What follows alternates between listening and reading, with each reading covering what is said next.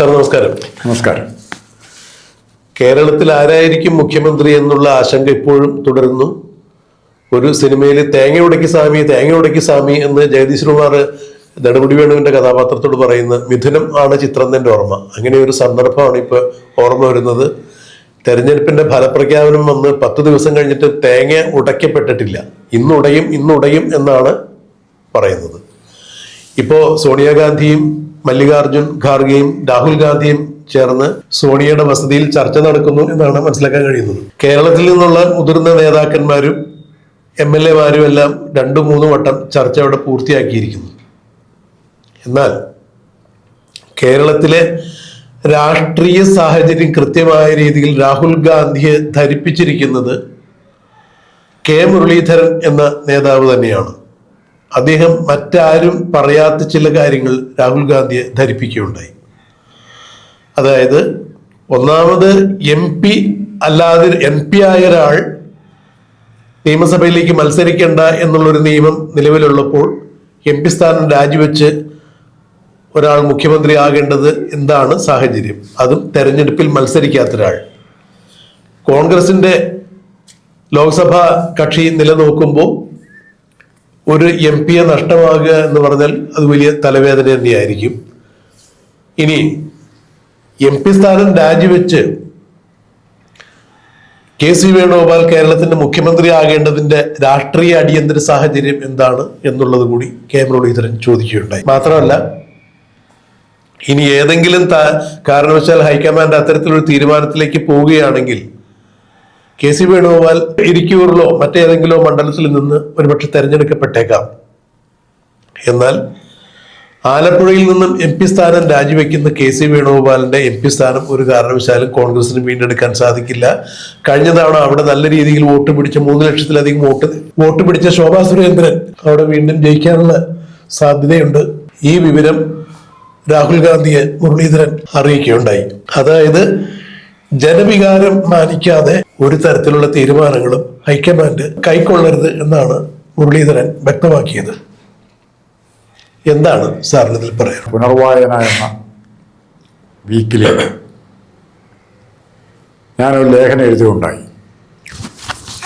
മോഡിയുടെ 2ാമത്തെ വിജയത്തെ തുടർന്നാണ് ആ ലേഖനം എഴുതിയത്. ആ എഴുതിയതിൻ്റെ ലേഖനത്തിൻ്റെ പേര് മോഡിയെ എതിർത്തുകൊണ്ട് മോഡിയുടെ വിജയം ആഗ്രഹിക്കുന്നവർ. അന്ന് ആ ലിസ്റ്റിൽ സോണിയാഗാന്ധി ഉണ്ടായിരുന്നു, പിണറായി വിജയൻ ഉണ്ടായിരുന്നു, പിന്നെ വേറെ ചില നേതാക്കളും ഉണ്ടായിരുന്നു. ഇല്ലാത്തതായിട്ടുണ്ടായിരുന്ന പ്രധാനപ്പെട്ട ആൾ മമതാ ബാനർജിയാണ്. ആ ലിസ്റ്റിൽ ഇല്ലാത്ത ആളായിരുന്നു. 2ാമത്തെ ആൾ രാഹുൽ ഗാന്ധിയായിരുന്നു. പക്ഷെ ഇന്ന് അങ്ങനെ ഒരു ലേഖനം എഴുതുകയാണെങ്കിൽ എന്തായിരിക്കും, ആരുടെ പേരൊക്കെ ഞാൻ എഴുതേണ്ടി വരുമെന്നൊരു സംശയം വരികയാണ്. മോഡിയെ എതിർക്കുന്നതായി പുറമേ കാണിക്കുകയും എന്നാൽ മോഡിയുടെ താല്പര്യങ്ങളെ പൂർണ്ണമായി സംരക്ഷിക്കുകയും ചെയ്യുന്ന ഒരു സമീപനം. ഇപ്പോൾ ഉദാഹരണത്തിന്, തെക്കേ ഇന്ത്യയിൽ കോൺഗ്രസിന് അവശേഷിക്കുന്ന 3 സംസ്ഥാനങ്ങൾ: 1 തെലങ്കാന, 2 കർണാടക, 3 കേരളം. തെലങ്കാനയിലെ വിജയം മാത്രം പറയാം. കർണാടകത്തിൽ ഏത് സമയത്തും കോൺഗ്രസ് വളരാൻ വേണമെങ്കിൽ ആ രീതിയിലുള്ള ഫ്രിക്ഷനായിട്ട് നിൽക്കുന്ന ഒരു സംസ്ഥാനമാണ് കർണാടക. പിളരും എന്നുള്ളത് കൊണ്ട് മാത്രം, മന്ത്രിസഭ പോകും എന്നുള്ളത് കൊണ്ട് മാത്രം നിർബന്ധിക്കപ്പെട്ട് യോജിച്ച് നിൽക്കുന്ന കുറേ കോൺഗ്രസ്സുകാരുടെ കൂട്ടമാണ് അവിടെയുള്ളത്. അവിടെ സമുദായവും ജാതിയും മാത്രമാണ് രാഷ്ട്രീയമാക്കി മാറ്റിയത്. അങ്ങനെയാണ് സിദ്ധാരാമയ്യ അവിടെ മുഖ്യമന്ത്രിയാകുന്നത്. അതെ അതെ. ആ രീതിയിലേക്ക് കേരളത്തിലെ കോൺഗ്രസിനെയും കൂടെ എല്ലാ ജാതിമത ബന്ധങ്ങളും കൂടുതലായിട്ടൊരു സെക്കുലർ പൊളിറ്റിക്സിൻ്റെ വിജയമായിരുന്നു കേരളം നമ്മൾ കണ്ടത്. ഇവിടെ ജോയിക്ക് വണ്ടൂർ ജയിക്കാമെങ്കിൽ, ഷിയാസിന് കൊച്ചി ജയിക്കാമെങ്കിൽ ഇത് നമ്മളെ കാണിച്ചു തരുന്നൊരു പാഠം ഉണ്ടായിരുന്നു. പക്ഷേ ദൗർഭാഗ്യവശാൽ ഈ പാഠം മറന്നുകൊണ്ടാണ് കേരളത്തിലെ നേതാക്കന്മാർ പ്രവർത്തിക്കുന്നത്. ഇതിനകത്ത് മുരളീധരൻ്റെ കാര്യം സാറ് പറഞ്ഞു. ആ മുരളീധരന് ഒരു വലിയ പ്രത്യേകതയുണ്ട്. എങ്ങനെയെങ്കിലും നശിപ്പിക്കാൻ വേണ്ടി നമ്മൾ എന്താ പറയുക, പലതവണ ഭീമനെ കൊല്ലാൻ വേണ്ടി കിണറിൻ്റെ അകത്ത് മുക്കിത്താത്തി ദുര്യോധനന്റെ കൂട്ട് മുരളീധരനെ നശിപ്പിക്കാൻ വേണ്ടി പാർലമെന്റിലേക്ക് മത്സരിക്കാൻ വിടുക, വടകര മത്സരിക്കാൻ വിടുക, തൃശ്ശൂരേക്ക് വീണ്ടും തിരിച്ചു വിളിക്കുക, വട്ടിയൂർക്കാവ് മത്സരിക്കാൻ വിടുക. ഇങ്ങനെ മുരളീധരനെ എടുത്തിട്ട് ചവിട്ടി എന്നിട്ട് എല്ലാവരും കൂടെ പറയും ഗ്രൂപ്പിസത്തിന്റെ വ്യക്തമാണ് മുരളീധരൻ പോയാൽ കോൺഗ്രസിലെ എല്ലാ കാര്യങ്ങളും ശരിയാകുമെന്ന് രമേശ് ചെന്നിത്തലയും ശിവകുമാറും ചെറിയാമ്പലിപ്പും എല്ലാം പറഞ്ഞുകൊണ്ട് നടന്നു. ആ അവസ്ഥയിൽ നിന്ന് മുരളി ഇന്ന് തൃശ്ശൂർ മത്സരിക്കുന്നു. മുരളി അവിടെ തോൽക്കുന്നു. മുരളി തോറ്റത് കൊണ്ട് മുരളിക്ക് വട്ടിയൂർക്കാവ് മത്സരിക്കാൻ പറ്റി. അവിടെ ജയിച്ചിരുന്നെങ്കിൽ മുരളി ഒരു സാധാ MP, നിങ്ങളൊരു സ്ഥാനത്തേക്ക് വരണ്ട, ഞാൻ വേണുഗോപാൽ എന്നുള്ള MP ചോദിച്ച് ബാക്കിയുള്ളവരെല്ലാം ആ ബെഞ്ചിൽ പോയി അവിടെ ഇരുന്നു, ഇട്ടു തരുന്ന എംപോസിഷൻ ഇടാനായിട്ട് അവിടെ ഇരുന്നോ എന്ന് പറഞ്ഞാൽ ആ രീതിയിലേക്ക് മുരളിയെ കൈകാര്യം ചെയ്യാൻ പറ്റിയില്ല. അത് തിരിച്ചറിഞ്ഞ തൃശ്ശൂർ ജനത മുരളിയെ സാമാന്യം ഭംഗിയായിട്ട് തോൽപ്പിച്ചു. തൃശ്ശൂരിലെ പ്രബുദ്ധരായ ജനതയാണ് മുരളീധരൻ കേരളത്തിൽ നിൽക്കണം എന്ന് കണ്ടുകൊണ്ട് അവിടെ മനഃപൂർവ്വം തോൽപ്പിച്ചതാണ് എന്നാണ് സാറിന്റെ പക്ഷം. തീർച്ചയായിട്ടും മനഃപൂർവ്വം അല്ലെങ്കിൽ പോലും മുരളീധരന്റെ തോൽവി ഉർവശി ശാബു ഉപകാരമായി എന്ന് പറയുന്ന പോലെ കേരള രാഷ്ട്രീയത്തിന് ഗുണപ്രദമായി, കോൺഗ്രസിന് ഗുണപ്രദമായി, അതുപോലെ മുരളീധരന് ഗുണപ്രദമായി. ഇന്നല്ലെങ്കിൽ ഒരു വർഷത്തിനുള്ളിൽ VD സതീശനല്ല മുഖ്യമന്ത്രിയാകുന്നതെങ്കിൽ ഒരു വർഷത്തിനുള്ളിൽ മുരളിയുടെ പൊളിറ്റിക്കൽ റിലവൻസ് രമേശ് ചെന്നിത്തല ശിവകുമാറിനെ കൊണ്ട് മൂടി വെക്കാൻ നോക്കിയാലോ, അല്ലെങ്കിൽ ബെന്നി ബെഹനാൻ ആന്റോണിനെ കൊണ്ട് മൂടി വെക്കാൻ നോക്കിയാലോ ഇല്ലാതാകുന്നതല്ല മുരളിയുടെ പൊളിറ്റിക്കൽ റിലവൻസ്. പിന്നെ ഇടയ്ക്ക് ഒരു പ്രാവശ്യം ഈ കരുണാകരൻ DIC ഉണ്ടാക്കി, അങ്ങനെ അതോടനുബന്ധിച്ച് അങ്ങോട്ടും ഇങ്ങോട്ടും ഒക്കെ മാറി വീണ്ടും തിരിച്ചു കയറി എന്നുള്ളതൊന്നും ഒഴിച്ചു കഴിഞ്ഞാൽ ഒരുപക്ഷെ കേരളത്തിന്റെ മുഖ്യമന്ത്രി സ്ഥാനത്തേക്ക് ഉയർത്തി കാണിക്കാൻ പറ്റിയ ഒരു നേതാവ് തന്നെയാണ് K മുരളീധരൻ. യാതൊരു തർക്കമില്ല. ഇന്നിപ്പോ ഇവിടെ നടക്കുന്ന ഈ രാഷ്ട്രീയ സദാചാരമില്ലായ്മ, അധികാര കസേരയ്ക്ക് വേണ്ടിയുള്ള ഈ വടംവലി, കോൺഗ്രസിന്റെ നിയമങ്ങൾക്ക് വിരുദ്ധമായ രീതിയിലുള്ള ഈ വടംവലികൾ വേണമെന്നുണ്ടെങ്കിൽ ഒരു സമവായം എന്ന രീതിയിലൊക്കെ കണ്ടെത്താൻ പറ്റിയ നേതാവ് തന്നെയാണ് മുരളീധരൻ.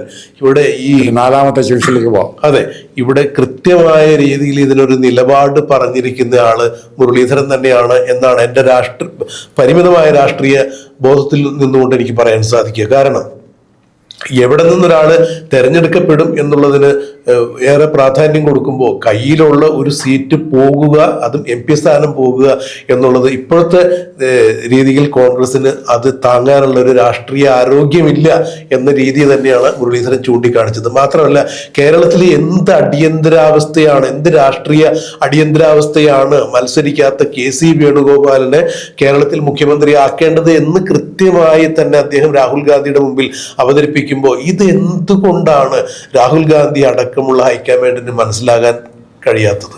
അതിൻ്റെ കാരണം മറ്റെങ്ങും ആലോചിക്കണ്ട.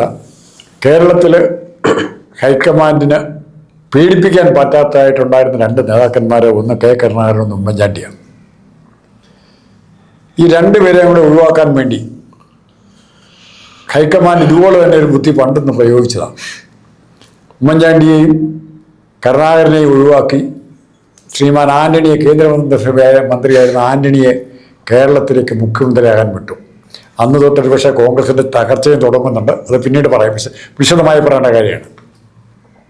അപ്പോൾ അതുപോലെ അതേ സാഹചര്യത്തിൽ ഇന്ന് കരുത്തുള്ള ആരെങ്കിലും ഉണ്ടെങ്കിൽ ഈ കൂട്ടത്തിൽ സ്വല്പം കരുത്തുള്ള VD സതീശന്, അതുപോലെ തന്നെ രമേശ് ചെന്നിത്തലയ്ക്ക്, ഈ 2 പേരെ ഒഴിവാക്കി കിട്ടിയാൽ രാഹുൽ ഗാന്ധിയുടെ ചംച, അല്ലെ ഹൈക്കമാൻഡിന്റെ ചംച വെട്ടിപിടുത്തക്കാരായവരെ കൊണ്ട് KPCC നിറയ്ക്കാം, മന്ത്രിസഭയിൽ നിറയ്ക്കാം എന്നുള്ള കണക്കുകൂട്ടലാണ് നിൽക്കുന്നത്. ഇവരെ ചിലപ്പോൾ നാളെ മന്ത്രിസ്ഥാനത്തേക്ക് പോലും പരിഗണിച്ചെന്ന് വരികയില്ല. ചെറുപ്പക്കാർ വരട്ടെ, നപ്പമാണ് ഒരു വാക്ക് പറയും, കേസുകാർ വരട്ടെ, വനിതകൾ വരട്ടെ. ആ കെയർ ഓഫിലെല്ലാം ഇടിച്ചു കയറ്റുന്നത് വേണുഗോപാൽ തന്നെ നിയമിച്ച വനിതകളാണ്. നിങ്ങളൊന്ന് ആലോചിച്ച് നോക്കൂ. എൻ്റെ വീട്ടിലെ പൂന്തോട്ടം നനയ്ക്കാനായിട്ട് 2 പേരെ നിർത്തുന്നു, അവരെ പിടിച്ച് കുരുത്തക്കേടിന് സ്ഥാനാർത്ഥിയാക്കുന്നു. അത് കേരളത്തിൽ നടന്നിട്ടുള്ള കാര്യമാണ്. അവർ ജയിക്കുന്നു. ആളെ എനിക്ക് അനുകൂലമായി എന്നെ മുഖ്യമന്ത്രിയാക്കണമെന്ന് അവർ അഭിപ്രായം പറയുള്ളൂ. അവരെൻ്റെ ദാസന്മാരാണ്. അങ്ങനെ കുറെ ദാസന്മാരെ സൃഷ്ടിച്ചു വെച്ചിട്ട്, പോഷക സംഘടന ഭാരവാഹിയായിട്ട് സൃഷ്ടിച്ചു വെച്ചിട്ട് ഇവരുടെ എല്ലാം പിന്തുണ എനിക്കാണെന്ന് പറയുന്ന വേണുഗോപാലിനെ അംഗീകരിക്കുന്ന രാഹുൽ ഗാന്ധിയെക്കുറിച്ച് നമുക്ക് എങ്ങനെ വിശ്വസിക്കാം? അത് തന്നെയാണ് ഫലത്തിൽ സംഭവിച്ചിരിക്കുന്നത്. കാരണം കേരളത്തിൽ മത്സരിക്കുന്നില്ലെങ്കിലും എനിക്ക് അനുകൂലമായി നിങ്ങൾ അങ്ങനെ ഒരു സന്ദർഭം ഉണ്ടാകുമ്പോൾ കൈവെക്കണം എന്ന് കാണിച്ചുകൊണ്ട് തന്നെയാണ് MLA-മാർക്ക് അവിടെ മത്സരിക്കാൻ വേണ്ടിയിട്ട് സ്ഥാനാർത്ഥിത്വം കൊടുത്തിരിക്കുന്നത്. അതിന്റെ വിഭവങ്ങളും അതെ, അവർക്ക് അതിനുള്ള സാമ്പത്തിക ചുറ്റുപാടുകളൊക്കെ ഒരുക്കി കൊടുക്കുമ്പോൾ, ഈ പണം കൈ കൊടുക്കുമ്പോൾ പറഞ്ഞിട്ടുണ്ട് ഇതിന് തരുന്നത് എനിക്ക് അനുകൂലമായി കൈവെക്കാൻ വേണ്ടിയാണ് എന്നുള്ളതാണ്. ഇവിടെ രാഹുൽ ഗാന്ധി വ്യക്തമാക്കാതെ മാറി നിൽക്കുന്ന കാര്യം നമുക്ക് ഒറ്റ വാക്ക് മതി. രാഹുൽ ഗാന്ധിക്ക് KC വേണുഗോപാൽ കോൺഗ്രസിന്റെ നിയമങ്ങൾക്ക് വിരുദ്ധമായ രീതിയിലാണ് പ്രവർത്തിക്കുന്നത്.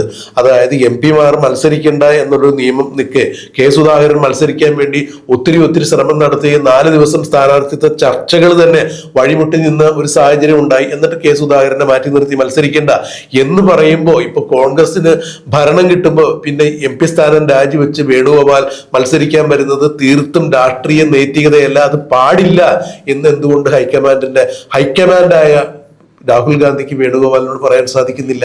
അങ്ങനെ വേണുഗോപാൽ പറയുന്നില്ല എന്നുണ്ടെങ്കിൽ കേരളത്തിൽ തെരഞ്ഞെടുക്കപ്പെട്ട ഈ 102 MLA-മാരോടും രാഹുൽ ഗാന്ധി കാണിക്കുന്ന നെറുകേട് തന്നെയല്ലേ? മാത്രമല്ല കോൺഗ്രസിൽ നിന്ന് തെരഞ്ഞെടുക്കപ്പെട്ട 63 MLA-മാരിൽ ഈ 102 തെരഞ്ഞെടുക്കപ്പെട്ട 102 MLA-മാരിൽ നിന്നും ഒരു പാർലമെന്ററി ലീഡറെ കണ്ടെത്താൻ പറ്റാതെ തെരഞ്ഞെടുപ്പിൽ മത്സരിക്കാത്ത ഒരാൾക്ക് വേണ്ടി കൈവെക്കുമ്പോൾ അവിടെ നടന്നിട്ടുള്ള കാര്യം എന്താണെന്നുള്ളത് മനസ്സിലാക്കാനുള്ള രാഷ്ട്രീയ അവബോധം രാഹുൽ ഗാന്ധിക്കില്ലേ?